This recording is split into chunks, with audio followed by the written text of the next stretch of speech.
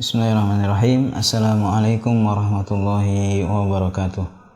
Alhamdulillahirabbil alamin. Assalatu wassalamu ala nabiyyina Muhammadin wa ala alihi wa ashabihi wa man tabi'ahum bi ihsanin ila yaumiddin, amma ba'd. Kaum muslimin yang dirahmati Allah Subhanahu wa taala, kita berjumpa kembali dalam seri belajar bahasa Arab dari nol. Kita masih membahas bab yang ketiga, yaitu mengenal isim yang mu'rab. Pada pembahasan yang sebelumnya sudah kita jelaskan tentang isim yang marfu', yaitu yang diakhiri dengan dhammah, ya, yang biasanya dia berkedudukan sebagai subjek, ya, atau pelaku. Jika ada suatu isim menempati posisi atau jabatan kata sebagai pelaku atau subjek, maka kita baca marfu', ya, atau diakhiri dengan dhammah, ya, atau akhirannya alif nun atau bisa juga wawu nun, ya, sudah kita bahas pada pertemuan sebelumnya. Baiklah, pada kesempatan ini kita akan melanjutkan poin yang selanjutnya, yaitu mengenal isim yang mansub. Isim mansub adalah isim yang pada akhir kalimah atau akhir katanya diberi harokat fathah atau bisa juga ya dan nun. Suatu isim dikatakan mansub jika ia termasuk dalam isim mu'rab. Ya, sudah kita singgung bahwa isim mu'rab itu akhirannya bisa berubah karena atau disebabkan oleh amil. Amil itu faktor yang mempengaruhi, ya, seperti jabatan kata, apakah ini sebagai pelaku ataukah ini sebagai objek, itu namanya amil yang mempengaruhi akhir kata dalam kalimat, ya. Dan menduduki jabatan kata tertentu yang mengharuskan ia dibaca mansub. Dalam pelajaran-pelajaran yang akan datang, dalam level yang lebih lanjut lagi, akan kita pelajari tanda-tanda mansub yang lain, ya. Misalnya jika isim tersebut berkedudukan sebagai objek. Nah, perhatikan di sini, jadi salah satu sebab, ya, mengapa isim dibaca mansub, mengapa kok akhirannya fathah, ya, dijelaskan di sini karena berkedudukan sebagai objek atau yang dikenai perbuatan, ya. Kalau bahasa Indonesia, misalnya kita katakan saya melihat sapi misalnya, ya, maka objeknya apa? Sapi. Akhirannya tetap, tidak bisa kita rubah, ya. Berbeda dengan bahasa Arab, ya. Kalau bahasa Arab maka akhirannya apa? Fathah, ya, atau mansub. Jadi kalau bahasa Arab, ya, misalnya kita katakan saya melihat apa? Muhammad, maka Muhammad sebagai apa? Objek, maka kita baca dengan akhiran fathah, ya, ra'aitu Muhammadan, saya melihat siapa? Muhammad, ya.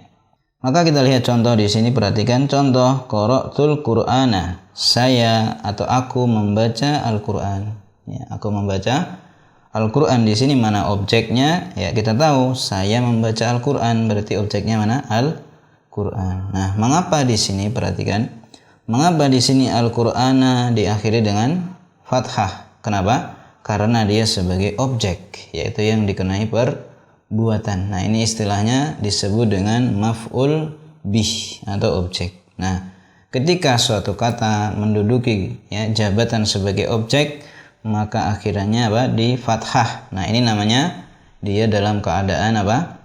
Mansub. Apa tanda mansubnya? Yaitu fathah. Ya, ini istilah, ya. Istilah-istilah ini perlu untuk dibiasakan. Perhatikan contoh berikutnya, sami'tu Rasulullahi, aku mendengar siapa? Rasulullah. Perhatikan di sini objeknya mana? Sami'tu, aku mendengar Rasulah. Nah, disinilah objeknya, yaitu kata Rasulah. Mengapa dia dibaca fathah? Ya, karena dia sebagai objek. Nah, suatu kata jika menempati kedudukan sebagai objek, maka kita akhiri dengan apa tadi? Fathah. Nah, ini namanya apa? Mansub, ya. Rasulah dia dibaca mansub, tandanya apa? Fathah. Jadi tidak boleh kita baca misalnya sami'tu rasulu atau sami'tu rasuli. Tidak boleh, ya, karena sudah ada aturannya, sudah ada kaidahnya. Kalau objek dalam bahasa Arab harus dibaca mansub. Apa tandanya mansub? Yaitu fathah. Nah, contoh lagi misalnya dalam ayat kalla balla tukrimunal yatim, sekali-kali tidak, ya, bahkan kalian itu tidak memuliakan yaitu anak yatim. Nah, kita lihat di sini ada objeknya, yaitu siapa? Al-yatim. Al-yatim dia diakhiri dengan fathah. Ya, berarti apa keadaannya? Berarti dia mansub dengan tanda fathah. Mengapa dia mansub? Ya, jawabannya jelas. Karena dia sebagai apa tadi? Objek. Ya. Ingat, kalau ada objek dalam bahasa Arab dibaca apa? Mansub dengan tanda apa? Fathah. Ya. Tetapi perlu juga kita pahami bahwasanya mansub itu tidak selamanya fathah. Ada juga tanda yang lain. Mari kita lihat contoh berikutnya. Ra'aitul muslimina, aku melihat, yaitu kaum muslimin. Di dalam contoh kalimat ini, al-muslimina ini akhirannya apa? Ya dan nun. Kenapa? Karena dia dalam keadaan mansub. Mengapa dia mansub? Ya, kita sudah bisa menebak jawabannya, karena dia sebagai objek. Jadi mansub itu tidak melulu fathah. Ya, ingat, mansub tidak melulu fathah. Di sini tanda mansubnya adalah ya dan nun. Karena apa?